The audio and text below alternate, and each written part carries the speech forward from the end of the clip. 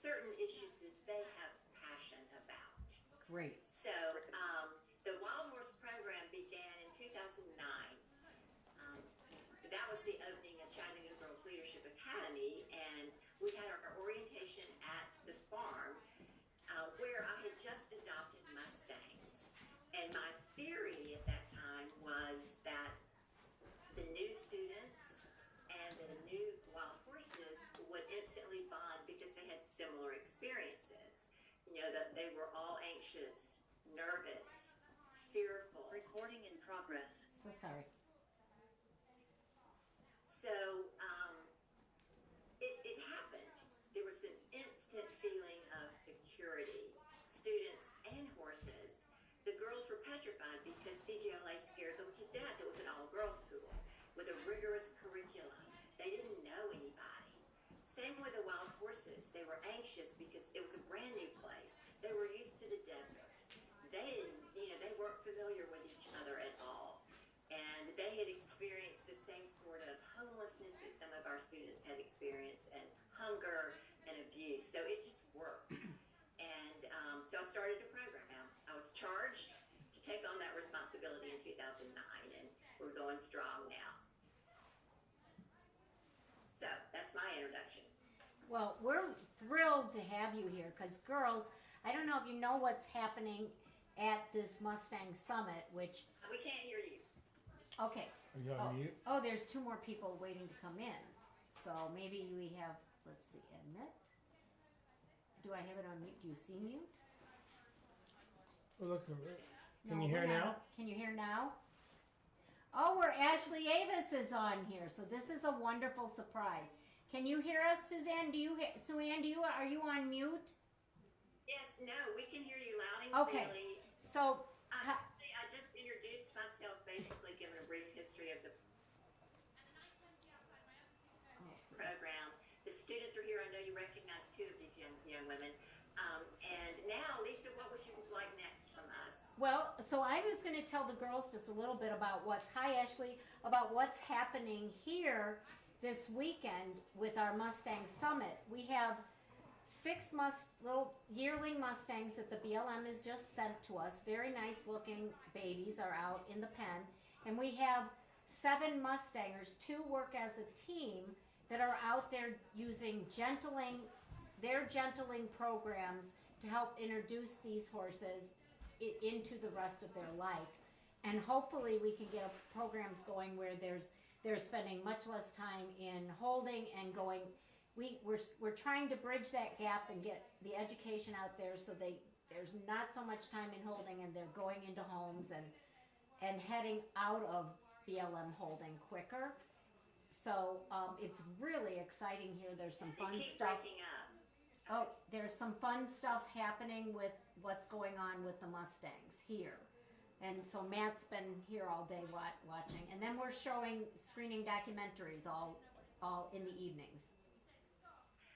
Okay, that sounds fun. Well, we couldn't be here this year. Mainly it's Matt's fault because he was in town working on the CGLA documentary, and it's just been a busy fall. Speaking of holding pens, I think this might be a good opportunity for Tahita, and she'll introduce herself, to talk a little bit about the roundups, the BLM, and she's never seen a roundup. I have. Mm-hmm. Of course, Ashley has participated almost in a roundup. I mean, you were so close to them. Lisa, have you ever been to a roundup? I've been at the holding pens after the roundup, not to the roundup. I've been to the holding pens after the roundup, not right during the roundup. But one of the interesting things with the film festival is for the last 11 years that we've been screening and having these films, these documentaries, there's been so many storytellers who have been out there on the front lines filming. There's been some films that people have just walked out of the screening rooms crying and sobbing because of what they've watched, because we show the unfiltered. If it's raw, what happened out there, and the BLM is not happy with us when we show those, but that's what we show. I don't curate. I curate what is really good quality in that, but I want everyone to know what's really going on. So we've had some really good, and we've had really tough to watch documentaries in. But that's the thing about a film festival is Now, let me just, I'm such a picky person, but one thing you just said is we've had some really good documentaries and some that are hard to watch. Well, the hard to watch ones are also really good. Yes, they are So very I just good. want clarification Yes. there because, it's just important to make sure we, we applaud Right. all of those who make those kind of films. Okay, Tahita. Meet Tahita. Hello. Hello. My name is Tahita Brady. I'm a senior at CGLA, and I definitely do protest the cruel methods of the helicopter roundups with the wild Mustangs. The horses, they're kept in captivity where they're likely to be slaughtered, injured, or harmed, and separated from their families. And it's just really heartbreaking to see that and not be able to do anything and know that the BLM is allowing it to happen. So remember that you girls sitting at that table are actually doing something to help bring about change.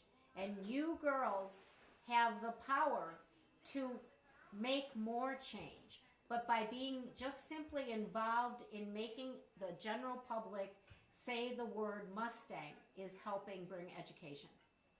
And then you wake them up to what's going on. What can we do to help the horses? So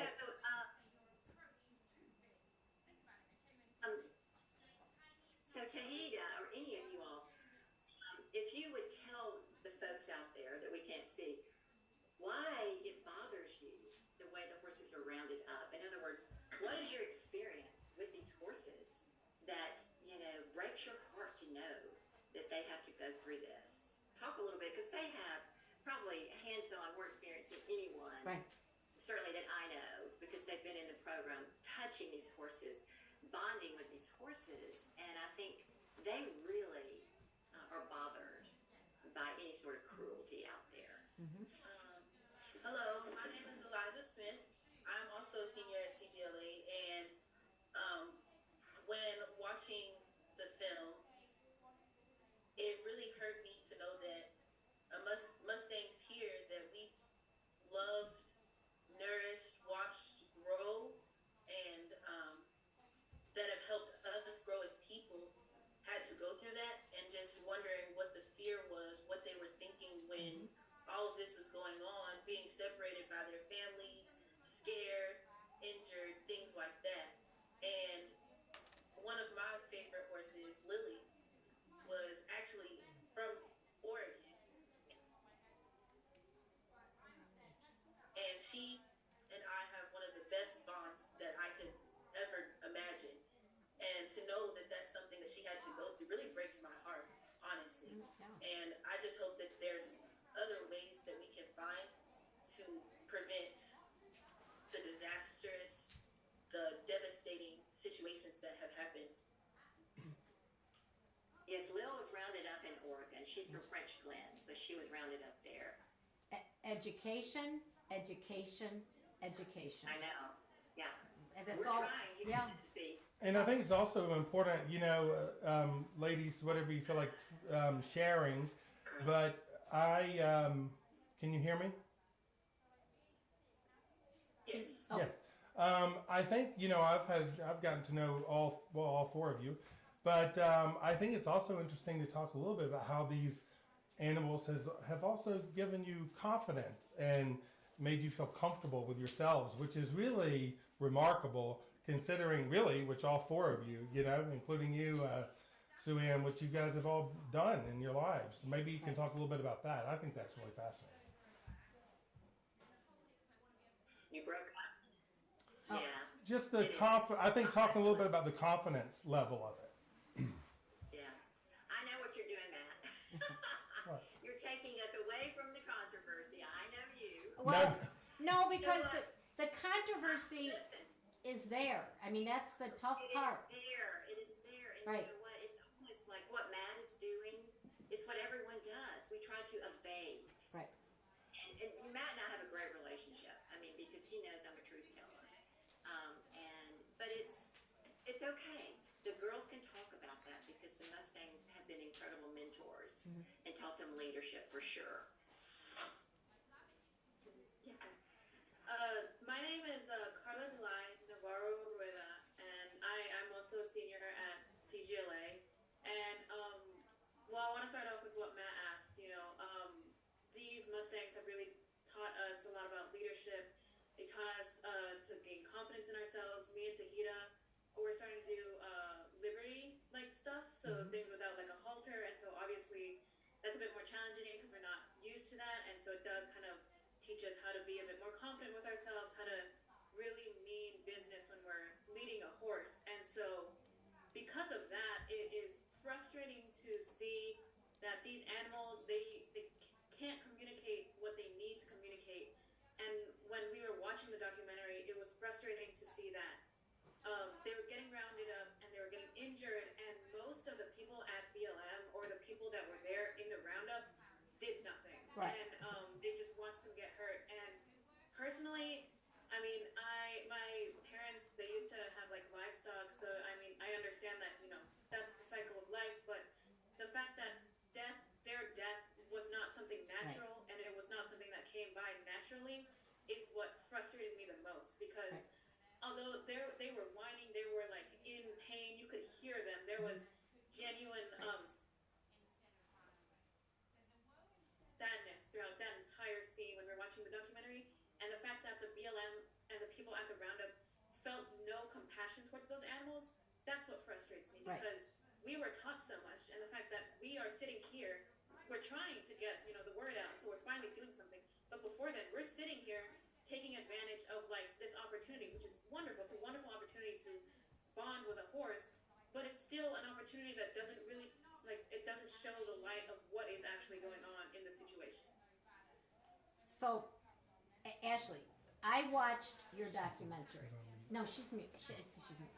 I watched your documentary, and I thought it was one of the most beautifully filmed storytelling, and I get all of them. It moved me to tears.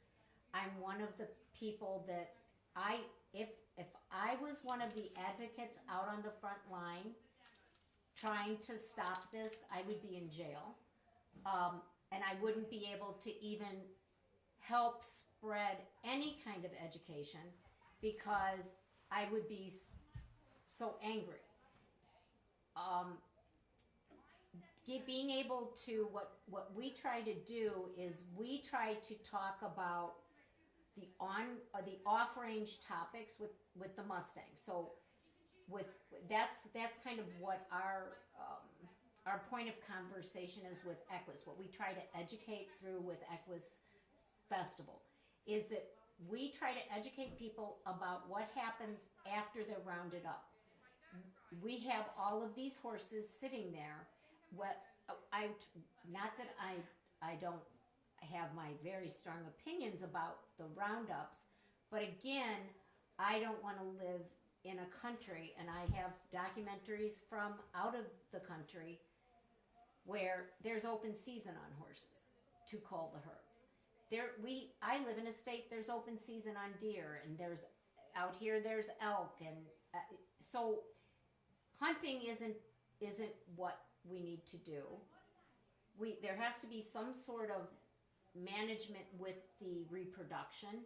I'm not sure that, because of an experiment that I know about with the deer that ended up in this wasting deer disease, that after it got out and everything, now we have wasting deer. So you go, well, we don't want to do too much control on how they breed or messing with that. So your film moved me so much, and it's such a difficult bridge to have the conversation of what do we do, how do we say let's not do more roundups. Okay, we'll figure that problem out.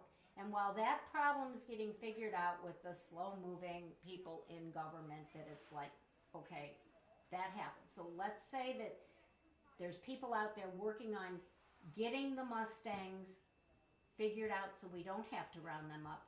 Still, what do we do with the, I think it's more like 80,000 sitting and holding. And Sue Ann, how many, was it 5 or 6 years ago that all of a sudden they were going to go in and send all those horses to slaughter? I mean, that got everybody. It wasn't even that long ago, I don't think. They were going to send 50,000 horses to slaughter, and everybody got up in arms. So it's such a delicate balance to have a conversation like we're having, but this is how change can happen and how we can all work together to figure out what are the steps. So what are the steps while they're figuring out how to stop rounding them up? What are our steps with our ones that are in holding? So question, is there someone from BLM? they would be here in about an hour and a half. Will be Amy Dumas. So hopefully her flight, if her flight isn't. And I'm going to tell you girls from what we just experienced with the horses that came from Oklahoma, the 6 babies they sent. They were wonderful to work with because they understand that we're trying to put across an education program about getting these horses out of holding. They couldn't have been nicer. I've not, in all of my work with the festival and with the BLM people that I work with, I've never met,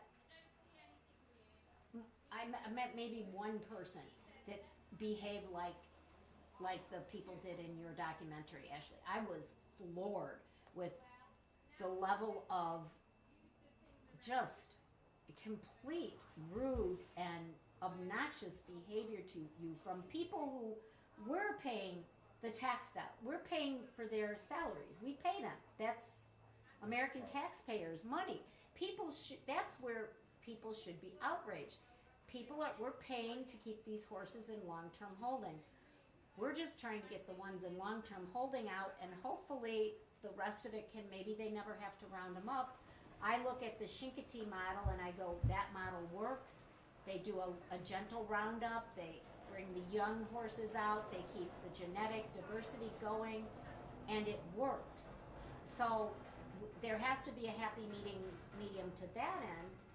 But girls, what about the horses that are in holding, that programs like what you all are in and what the prison program has going, or the any of the other really great veteran programs, because that's one of our big conversations here is the veterans. To me, that's the best way to get these horses out of long-term holding and helping. And that's an immediate need for Yes. sure. I mean, I think, what Ashley, her film, and what so many people, Mustang advocates, we're thinking down the road. Mm-hmm. Now we have this problem in the holding pens, yes. But what happens next if we don't start really, having these kind of conversations? Then it's going to be the same old, same old. It'll just be a circle. We'll just go in circles. Right. And these students who are so passionate about these horses, in my opinion, would be excellent spokespersons, for this movement. Right. I mean, they're Mexican and black, and these girls, it's highly unusual to have ethnic girls so passionate about these horses. Mm-hmm. And to me, the President of the United States will listen to these girls. Yes. Girls like these girls, if not these girls. So, Ashley, do you have anything to say? We can't hear you. We can't hear you. You're muted. I am so sorry. That's okay. I thought you just didn't even want to talk to me. That's the filmmaker who can't wield Zoom. Yeah. Guys, you guys are so well spoken and so inspiring, and it was amazing to hear you speak on stage in DC, and again to hear you now.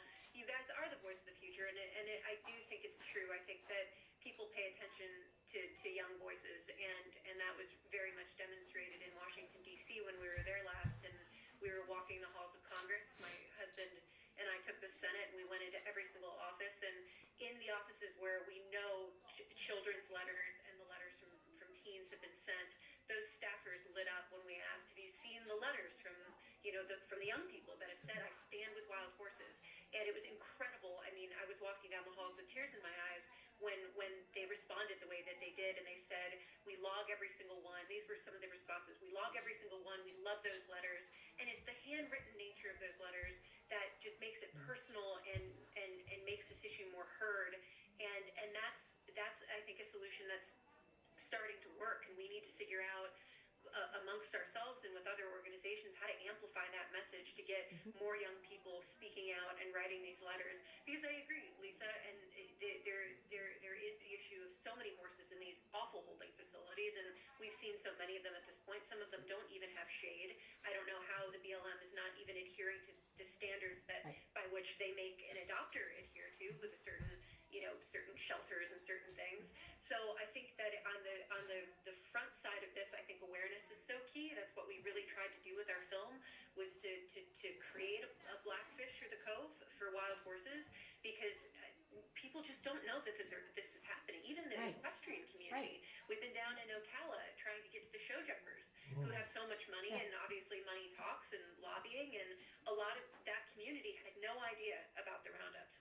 And so that, I think, speaks to a larger issue for awareness. But I think it is so important to show the harder to see elements of what's going on for people to become aware and to care, and then to say, oh my gosh, how many are in holding? And then what do we do? Because I do think that, not everybody in the Bureau of Land Management is bad. We've rescued horses and adopted horses from BLM, and I've met some nice people at the Palomino Valley Holding Facility that helped us. But everybody we encountered while we were actually filming the documentary, every single person was very resistant and in a way numb.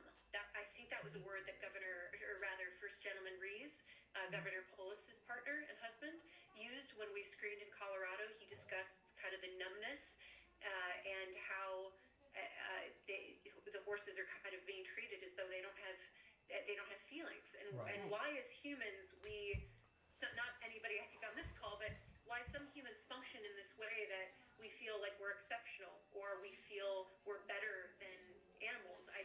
That human exceptionalism theme is something that we need to get over that, because it's not true. And so I think awareness is the biggest driver right now. And I wish to goodness gracious the young women sitting at this table could stand in front of President Biden or Interior Secretary Holland and to speak, or to get on a talk show, we need to figure out how to get the message for the horses out there to the wider public. So anybody with ideas, I'm all ears, but you guys are so well spoken, and I wish millions of people could hear what you just said for the horses. And I would like to build on that too, what you were saying, Ashley. I'm Matt, nice to meet you. Your film is amazing. I checked it out.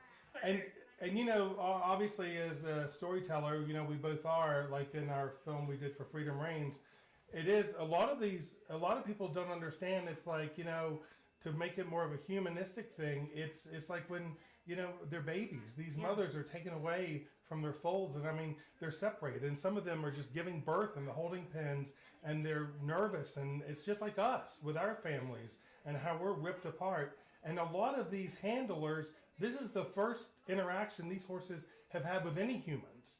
So it's just, it's appalling to see it. I haven't seen it personally, but I've looked through hours and hours of footage, and it really is just heart-wrenching.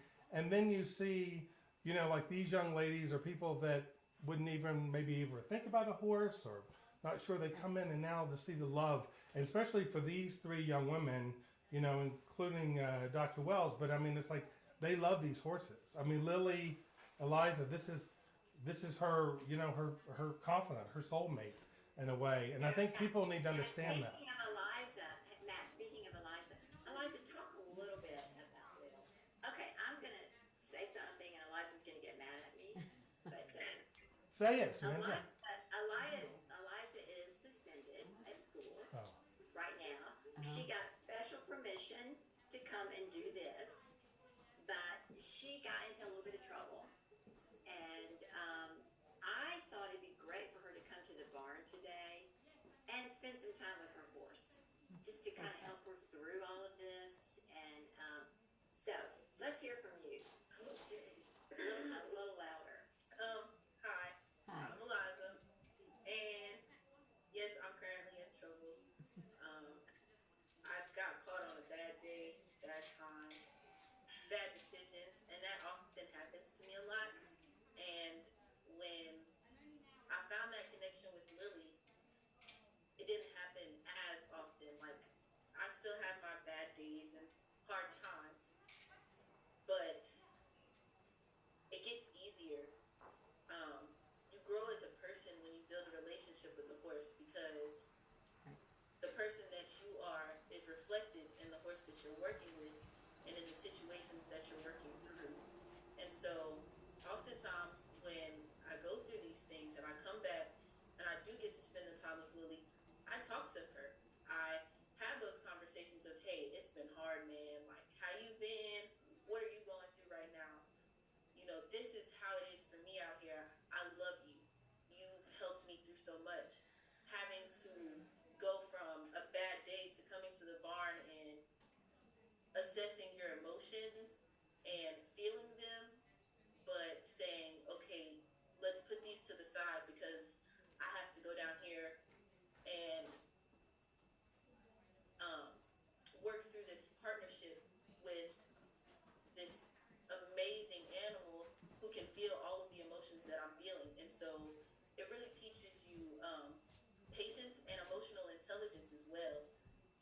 It's something that from coming into the program to now, I can acknowledge that I'm a better person, a little bit more patient, and I do still have my bad days, like I've said before, but Lily has really helped me grow, and she's taught me so many life skills that I know going into my first year of college next year, I will carry on with me and always remember throughout my life. And I know that it will help me be successful in the real world when it comes time.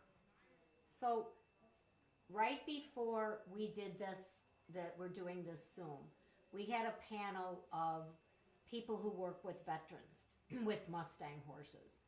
And I've watched you girls grow up through Sue Ann's participation and being a partner with the festival, and seeing your stories and seeing your videos and all of that. And when we were in LA, all of that being part of Equus. And I've seen how these horses help with when you have someone who said, I was going to kill myself until I got into a program with the horse.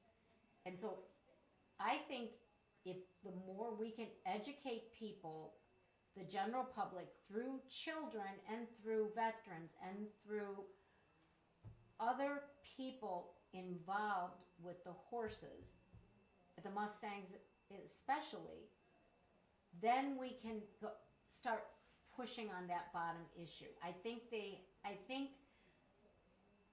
that it all has to work together, that we have to work together, both sides of the wild horse issue, because it gets, Ashley, you know, it gets super controversial. It gets really bad when people are like, well, we don't ever want them off the range. Oh, okay, I love that. But we also have to do what we can do and letting people know how to get them into programs, how to get the ones that are in holding right now, so that, you know, we can take that group out of the equation.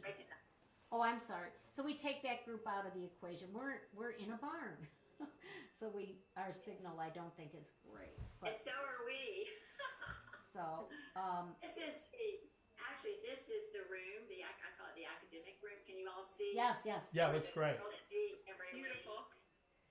Well, a lot going on, but they're learning a lot. So, yeah, you know, it's funny because my personality is I'm a fighter, and I agree sort of with what you're saying, Lisa, about education. But we've all been doing that for years, year after year.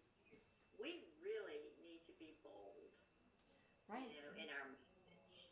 It's time, and these girls, I've learned from them. They are bold. Right. They're strong. They're smart. If So I Ashley, really, when Ashley's film wins its Academy Award, here you go. it is going to be a game changer in such a good way to bring awareness to Mustangs But you know again, what? to the She general may not public. win. If she She still doesn't, we needs to still be get people still will see this film. Are you mad? You know, we, It's just a little. I mean, I have oodles. We've had over 700 films submitted over the 11 years that we've been doing this film festival. And I will say out of that, 30% have been around Mustang topics of documentaries and films submitted. And we've had films Yeah. submitted from out of What the were you gonna country say about earlier, like- Mustangs. So, Ashley. Ashley, you were going to say something. Your light went on. Yeah, no, I was just gonna say, I think illuminating the level of cruelty that's happening, how we're chasing these horses with choppers. I mean, as we all know, they're federally protected, highly intelligent, closely bonded with their families. They're flight animals. How we're chasing wild horses with a helicopter in It's insane. 2023 is absolutely absurd. It's cruel. It's inhumane, and I think that's what's, when people see the film, that's what is really affecting them, and then they come out outraged but wanting to make a difference. So I think that there's been such stagnation with this issue, and I think that the animal cruelty side of it is something that most empathetic people can get behind, whether you're a horse person or you just love animals. Most people see that and they say that's wrong, that's clearly Right. wrong. So I think in terms of what we're trying to throw our weight behind and using the film as a tool to try to make change and have something move is to try to get this helicopter bill Yeah. passed, the Wild Yes. Horse and Burro Protection Act. And so if that could pass and we could ground the need to start actualizing change with, not, our next project is about wolves, and I've been learning a lot about how the plight of wolves is so That's similar good. in Yeah. many ways to the plight of wild horses and their eradication. Yeah. And in Idaho, they're trying to gun them down with, through helicopters. I mean, Right. we need to restore our native ecosystems, and we need to stop eradicating wild horses and predators, and to allow more of that balance. And I know that that's a much bigger fight and a much bigger uphill battle, and it's not going to happen overnight. But I'm a fighter, guys, too, and we're in this battle for the long haul. So let's to us, and I don't know how you guys feel. Please give me your opinion. But I think fighting for that bill and fighting to stop the cruelty feels like a lot of people can get behind pretty Right. quickly because they can see that that's wrong. And the awareness, I think, to get all people, for me personally, it's funny because I had something happen at, actually, ironically, a Starbucks the other day. I mean, I live in the city of DC, and I'm walking my dogs in the morning, and I met this, I had this friend, and he goes, "Oh, you still doing those horse docs?" He goes, "Well, why are you always worrying about the horses?" He goes, "What about these homeless people across the street?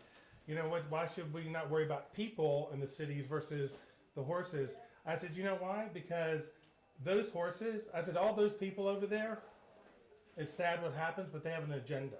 I said, "No animal, whether it's a horse, a dog, whatever, has an agenda. They just want to feel love and be fed and treated. They should be treated a certain way." So I think it's really humanizing it for the people that, really don't know. It's like, kind of making that comparison in a way. That's what I'm personally trying to do. We get that question too. Oh, go ahead, Lisa. Oh no, I'm agreeing with Matt. Speak loudly. I feel like when it comes to like regular society people aren't equestrians or don't have personal relationships with horses should look at it like it's their at-home pet. We don't treat our pets like animals or Yeah. as if they were worthless. We love them. We treat them like they're a part of the family. We give them a home. We give them food. We make sure that they're all right. We're not chasing them around and rounding them up to catch them. And if somebody had seen that, it would have been instant outrage. Right. That's right. That's good. And actually, you were about to say something For too. us to allow it to be completely ignored is honestly devastating, really, because us as a society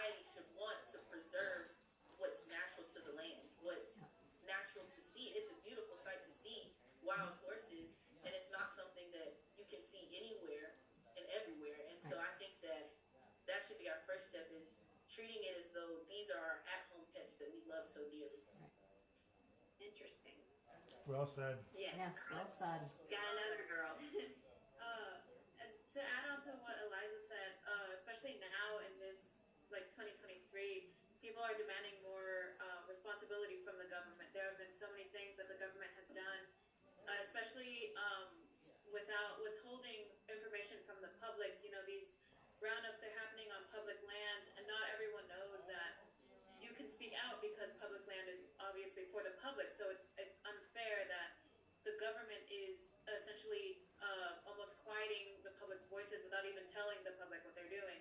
And so, like Eliza said, you know, if someone rounded up your pet, or if it was happening to your like at-home pet, obviously your first reaction is anger. You're going to want to fight. But the fact is that people don't fight because they don't know, and they don't know the things that they're supposed to know. They're supposed to know that they can, you know, argue about this. They're supposed to know that they can fight this.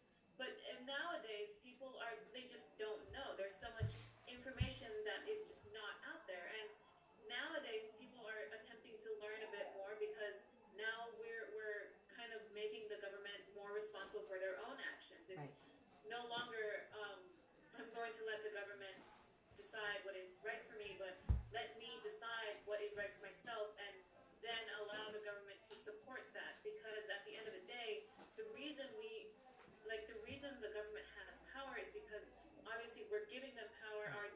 The way our country has been made is supposed to be something for the people to speak about. So it's strange that the BLM is taking their opportunity to kind of override that democratic choice and kind of just do what they believe is best without ever really asking for the public's opinion. Right. Okay. Well, remember, Really go. well. I mean, you guys, seriously, the three of you, I wish you could be on a talk show. I mean, you speak Amazing. so eloquently, so intelligently. You bring up a really good point. So just last night, we were in New York City doing a screening of the film, and we had a brilliant journalist named Vickery Eckhoff with us. She used to write for the New York Times, Forbes, and she has done a deep dive. She loves data, and I've been learning a lot from her. And I recently learned a few months ago, since 2010, the BLM has issued over 1,000 press releases about wild horses, and fueling this false narrative that across the board they're starving, overpopulated, there's drought, we're rounding them up for their own good. And that's an insane amount of press releases. And I think the agency is doing a very effective job at creating a false narrative. And what's interesting too is that the BLM's own data shows that 72% of rangeland degradation is done by livestock, and less than 1% by wild horses in combination with livestock. And so why they're not putting out that information into some of these press releases, to us, and these are Vickery's words too, that points to disinformation, knowingly misinforming the public. So I think that that's an interesting topic to start discussing as well as we continue to fight in this arena. And all we can do is keep educating both sides for the ones that are in holding and the ones that are still free. Ashley, I mean that's kind of what way I look at it. It's my job, it's your job, it's Sue Ann's job, and it's going to be these young ladies' jobs to make sure that we can keep educating and keep pushing. I mean, that's all we can all do.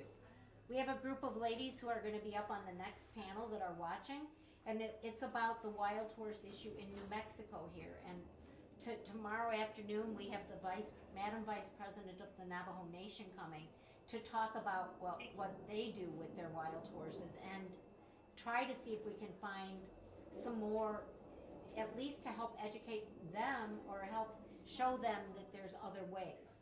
Because right now those horses are the ones that get loaded. They don't even have the BLM as a go-between. They get loaded in the trailers and they go directly to the slaughter yard. But Lisa, what you're saying is like, people can look at Sue Ann's room, what's around there. There's changes happening. I mean, changes are happening, but look at all those ribbons and awards and how that room, I mean, right there it tells you. And that room tells everything. A lot of blue ribbons. Right. 4th level massage on my Mustang. So see, right there it tells you. We are the change. You know, we all are the given change. the opportunity, just young women at CGLA, given the opportunity, these wild horses will show you Yes. what they're made of. These girls are going to be our next president of the United States. Not They our are the next change. I'll be tracking you guys based on your speeches today. You've got my vote. Right. Amazing young ladies, Yeah. all of them. I'm so blessed that you joined us, Ashley. It was a surprise to me. So thank you, Sue Ann.